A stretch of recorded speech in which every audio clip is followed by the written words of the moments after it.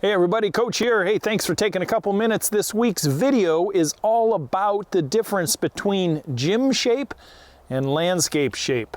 I'm here to tell you a little bit about the latter, and I'm glad you're here. The reason I'm doing this is because as a coach in landscaping, I do not want to send you off out into the landscape field of endeavor and then have you get hurt. So I figured, just like a coach of any sport, I'm going to do my best to get you conditioned up, get you stretched out, strengthened up, maybe even shed a couple of lbs and mitigate that chance of a severe strain, sprain, or break when you start your DIY landscape project. I really feel I've done my job if I don't hear from you saying, "Holy crap, I hurt everywhere. This stuff is hard." If you're in decent enough shape, those statements and those times will be dumbed down quite a bit. So, hey, I'm glad you're here. Let's get started, shall we? Hey, I'm Matt. You can call me Coach. Every Friday, I bring with me landscape DIY education, concepts and theories, ideas and solutions, so you guys can go out and tackle a landscape project yourself, get professional results, save a whole lot of money in the process, and in this day and age, be a lot more self-reliant. Man, after a 20-plus year career in the green industry, I'm bringing with me a lot of knowledge and experience that I want to share with you guys, the new, modern, educated, self-reliant homeowner of today. Okay, I'm going to start off with a very quick story, a story from my working years. I had been hired by a client in a nearby town to do a yard crash that was not televised, obviously, but in any case, these people hired me to kind of spearhead it and coach them through it. And I was charged with getting all the materials together and having everything on site for that Saturday morning when they had 12 helpers showing up. So the job really entailed demolition, some irrigation changes, digging, hauling and carrying, mulching, cleanup, and a lot of wheelbarrow work. Within the first 2 hours, we started at 8 a.m. The first 2 hours, I lost 2 people, both claiming back strain. Now, I did a little speech at the beginning, thanking everybody and introducing myself and doing that kind of stuff, but I told them, if you are not in great shape, that's not a problem. I just want you guys to go slow, work smart, lift correctly, and get you through this day so that you're not in traction tomorrow. By noon, I had lost another person who basically just threw their hands up and said, "You got all you're going to get out of me. I can't do this anymore." And they were done. They were relegated to bringing others who were still working water the rest of the day. So what my game plan on this job was to have everything done by 4 o'clock. And the remaining people that I had, we pushed through and persevered, and we were done by 5:30. And the job really looked good. Everybody was happy. Everybody was giving each other slaps on the back. Then my client threw a nice barbecue, which was really sweet of them. And as I sat around enjoying my meal and carrying on conversation with people, I kept getting the question occasionally of, "How in the Sam hell, Matt, do you do this stuff every day?" Now, in a way, it's kind of a backwards compliment, but in another way, it also told me that there is a certain thing called landscape shape. For many, many years, I was quite a gym rat. I was in the gym 3 to 5 days a week for the most part of my 20s, 30s, and 40s. And I did that to stay in good shape for the rigors of the jobs that I served at that time. When I changed careers and went into the green industry again, I continued the gym shape, although I didn't have that much time anymore being a business owner. But I did really pay attention to strength, limberness, and conditioning, cardio work. That was important to me. Those people who are, shall we say, circular, and those who are soft, those who are cubicalized in their vocation, those who the most walking they do is around the grocery store, they show their stripes really early on when it comes to doing this kind of physical labor. And I'm not putting those people down whatsoever. They are who they are. But what my job is here today is to raise your level of awareness and point out the seriousness of being able to up your game just a little bit before you start these projects outside. First off, let me get the little disclaimer out of the way. Number one, I am not a educated, trained personal trainer of any kind. I am certainly not a medical doctor, and I am not a chiropractor, and I'm not a physical therapist. What I'm here to share with you today is my 20 plus years of doing the work year in and year out. That's what I'm telling you. That I'm sharing you what worked for me. It may work for you too. So, if you have up here that mental commitment that you want to do one of these DIY landscape projects yourself, kudos, seriously, okay? But being honest with yourself, if you know that you're not in the greatest of physical condition, now is the time to pay attention to you. And I mean that in a very serious health manner. This is no joke. If you need to go set an appointment with your medical doctor and say, hey, I want to be taking on this, and this is what's going to be taking it on, what would you suggest? And follow their medical advice. If you have the ability to watch a few other YouTube channels, there's a myriad of them out here as far as strengthening, conditioning, cardio, stretching and limberness. Find one that really works for you. I really suggest that you take this on with just as much vim and vigor as you would your landscape project. Because guys, it's not going to do a bit of good if you can't get through the first couple hours of demolition day on day one and you're done. Maybe because you've wrenched yourself into such a pretzel that you can't move except to roll over on your back on the living room floor with ice packs on your back. Then you've accomplished nothing and you're not moving forward. So that's why physical conditioning and health, which is what I'm bringing to you today, is uber important, uber important. So in my humble opinion, and it's only my humble opinion, might I suggest if you've done all the other things that I've suggested about getting ready for a landscape project, you know, the ideas, the mental side, like I did last week in this video, the budgetary stuff, the planning, resourcing, designing, and you've taken out the calendar and you went, this is start day. If that day is like 60 days out, now's the time. If you need to get in shape, now's the time. You got 60 days. You got 60 days to start out slow, finish fast, but finish that conditioning program. So on day one of demo day, you're rock solid and you're ready to go as much as you possibly can be. If you don't think for even 1 second that a 60-day program of some eagerness gets you into a frame of mind of confidence, then I don't know what to tell you. But it will if you show just that amount of vigor about getting in shape as you do that project that you're going to be starting. So what is the difference between gym shape and landscape shape? There is a profound difference, and basically it has to do with intensity and time. You know, when I used to go to the gym, you'd go there for maybe an hour, hour and a half, and you'd go through your various muscle groups of that particular workout, and it's a high intensity, heavy repetition, pump those muscles up and get them toned and in shape. So you have some strength, you have some conditioning as a result, and maybe you have a cardio routine at the end or the beginning, and you call it good.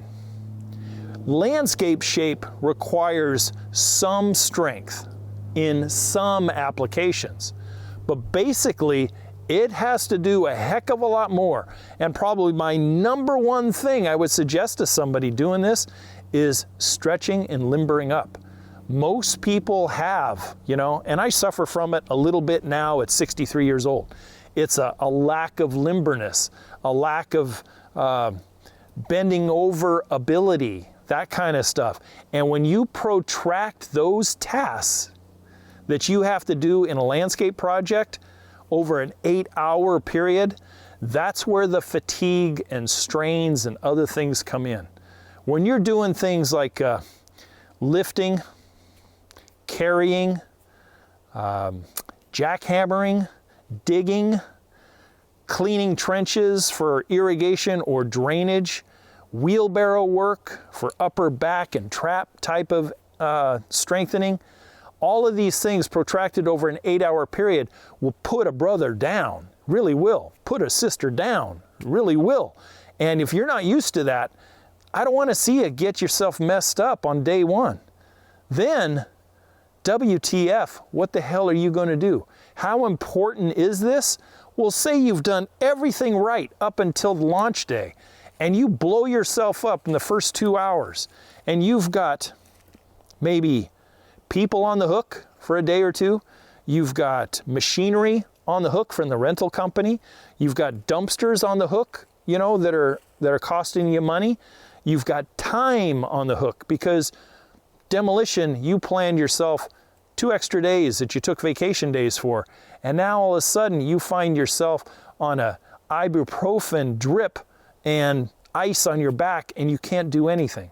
You've done nothing to move your project forward. You've done nothing to negate all the planning, all the designing, all the budgeting, all the ideas just went right down the crapper because you weren't in shape. I will say this, I know that when I took on this business aspect of landscaping, I was in fairly good shape, I could always have improved, but I was in reasonably good shape. And it meant that I could start in and let the job tell me what I needed to do. And I needed to stretch a lot more. I had a relative amount of strength to apply to it, but it was the longevity and the lack of flexibility that I really needed to improve on. And it taught me that. So if you're coming from a cubicle world where a lot of your workday, 40 plus hours a week, has to do with sitting down, and the most exercise you get is walking around the grocery store, you know, every week, then that's going to be a clue to get yourself in better condition and get yourself ready for that launch day. First of all, if I was going to suggest any fitness genre that I would suggest you undertake from the very beginning, and I've mentioned it once already, and that's limberness. When we're talking about limberness, we want to talk about from the neck all the way to the toes, everything in between, anything that has to do with rigorous, repetitive motion. You're going to want to stretch those muscle groups out. You're going to want to get those tendons and ligaments stretched out so that you don't injure yourself when you're really having to put the pedal to the metal and you're ripping out bushes and taking down trees and lifting out concrete and wheelbarrowing to a dumpster or whatever you have. Those things are going to require a burst of long-term energy and calling upon certain muscle groups rather than the major muscle groups, the minor muscle groups that you probably don't use very often. And you are going to find out exactly what landscaping shape is going to be all about. Seriously, I really suggest that you start out slow. We talked about a 60-day program before leading up to launch day. Start out slow for the first couple of weeks, mainly stretching. Stretching according to what, you know, your advisor, whoever that might be, is telling you to do. Then work into light body resistance training, and then maybe into some light weights, and maybe into some light cardio, maybe just running in place or doing a light calisthenic routine right on your living room floor according to your instructor, and be able to build it up.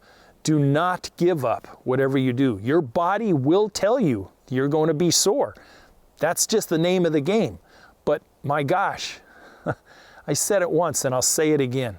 Confidence will really exude. It will be leaking out your ears before day one when you suddenly go from, I can't get past 2 minutes, to now I'm past 20 minutes of cardio. Now I've shed 8 to 10 pounds in this last 60 days. And hey, I'm getting in shape. That's going to exude a lot of confidence, and that's going to spill over to the amount of work you're capable of doing, the quality of work you're capable of doing, and the look of the finished product that you're going to give yourself after the project is done. All because you could stay with it and not give up. Another suggestion is this, and I did this personally over many, many years. I took it right out of the Japanese team building exercises that they do in many, many factories in their country. And that is, at the beginning of the workday, I went through a small warm-up and stretching phase. Nothing more than 5 to 10 minutes or so, just to limber up my body first part of the day, especially if I was doing some heavy-duty stuff. My lower back has always been my weak point, so I always made sure that it was in the best condition I can make it, and that it was warmed up and ready to go before I did a lot of heavy lifting, digging, hauling, or whatever my body was going to be called upon to do that day. Then after lunch, after I sat down and had a meal midday, I'd do some light stretching again, maybe only for 90 seconds or so. And then at the end of the day, either at the job site or after I got home and got cleaned up, do a little stretch out. It really mitigated the overall soreness, but it didn't eliminate it completely on a couple of days. Concrete day, trench cleanout day for drainage or irrigation, a heavy-duty big planting day. Those ones always, I could tell I did something at the end of the day, or every day that I was doing those things. The one thing though is be realistic with yourself. Be very honest with yourself. You know, I'm going to speak to the guys directly for just a second. Are you listening? Okay. Leave the hero complex in the house. It's not a time to be a hero. If you're a great dad and a great husband, that's super. But if you're not in shape and you didn't get in good shape to start this thing, now's not the time to be a hero. If you're not used to lifting 50-pound blocks of concrete out of the jackhammered patio you're clearing out, it's not a time to push the women and kids out of the way and say, hey, I'll show you how it's done, ladies. Get out of the way. Okay, that's only asking for a recipe for disaster, an injury, or worse. And that is not what I want. I'll tell you what, true confessions here. The women that I have worked with are a lot smarter than the guys. Why? Is because they don't have that gosh darn male ego that gets in the way. That ego that says, oh no, honey, let me get that for you. It's only 150 pounds. You know, ladies work a lot smarter. They have no problem saying, hey sis, hey honey, come give me a hand with this 150-pound block of concrete. Not a problem. When a lot of guys, they get in there, they use poor body mechanics, and they end up straining themselves going, oh my God, what did I do? And that's not the true pain yet. The true pain is 4 to 6 hours later. I speak from personal experience, so believe me. Body mechanics is another super important thing. You know, bending over at the waist and lifting heavy objects, or being on your hands and knees and kind of catapulted over an open trench doing irrigation or drainage, and you do this for hours on end, and you're on your hands and knees and you're lifting trees into a hole, or you're digging holes, and you're not using good mechanics by bending at the knees and using your legs instead of your lower back. That is also a recipe for disaster if you are not in good condition. So be careful. Work smart. Maybe instead of wheelbarrowing cement, you can hire a pump truck to pump in that 15-yard new patio. Wheelbarrowing 15 cubic yards of cement, I guarantee you, you will know what work is. And kudos to those people who still do it by a manual wheelbarrow. Go out and rent yourself a mechanized wheelbarrow. They're fantastic. They have little gas engines or electric engines on them, and they will do the work for you. Smarter, not harder. Instead of digging all those planting holes in a hard rocky soil that you have, or a heavy-duty dried out clay, maybe you could get an auger. Maybe you could rent a small jackhammer like I used to have. I used to have a little Bosch jackhammer. And for some of those holes that were just stubborn, that thing went through it like butter and saved me a lot of strain and stress. I'll tell you what, towards the end, probably in my early going into my late 50s, was probably the time that I wasn't in the gym anymore. I relegated myself to body resistance training only. I was trying to protect the joints from the heavy metal pushings anymore. And I just, where I lived at the time, it wasn't convenient. There wasn't a gym anywhere near where I lived. So body resistance became, you know, the name of the game. And it kept me toned up enough to do the job every day. It kept me limbered up and flexible enough so that I could do that job every day. And those things just basically required push-ups, pull-ups, sit-ups, lunges, squats, some stair running, and bench steps, up and down on bench steps, and that's really all I did. And I continue some of that up until this day right now. You know, as you can probably tell, even though I was an owner of a small landscape company, obviously, I got my hands dirty on a regular basis, most of the time daily basis. And the reason for that was the buck stopped with me when it came to the quality of work that I was producing. And the,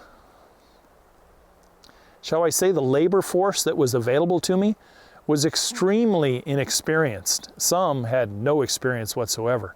And for the most part, there was a real crappy work ethic that I had a hard time tolerating. I probably should have been more tolerant, but when I was working, I knew that I was on the clock. I knew I had to get certain things done because I had a schedule to meet and protracted over the year.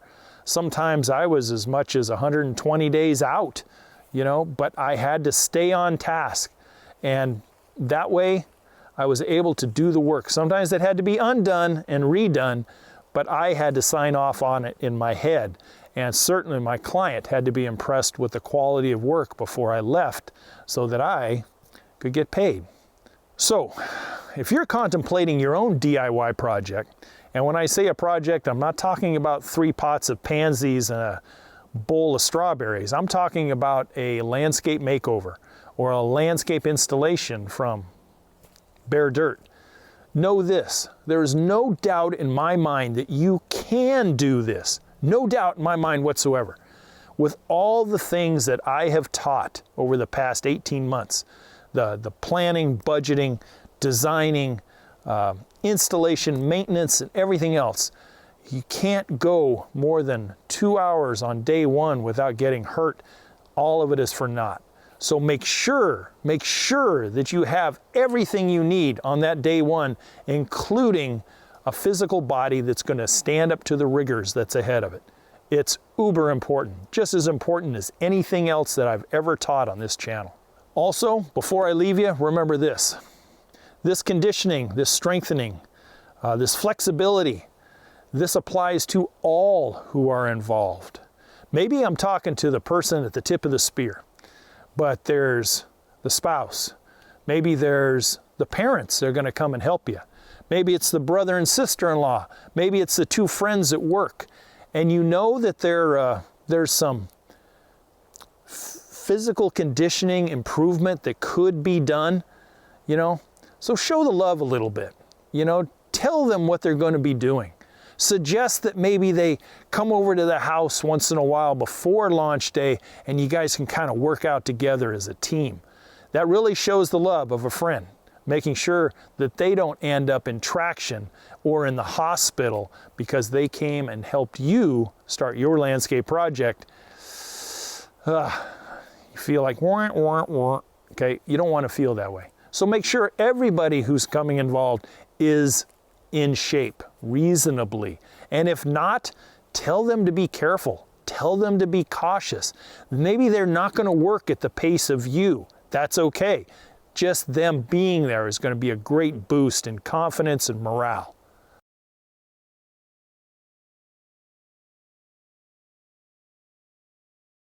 Being in good shape is going to really mitigate or eliminate the big Q word in the middle of all this landscape doings, and that is quit.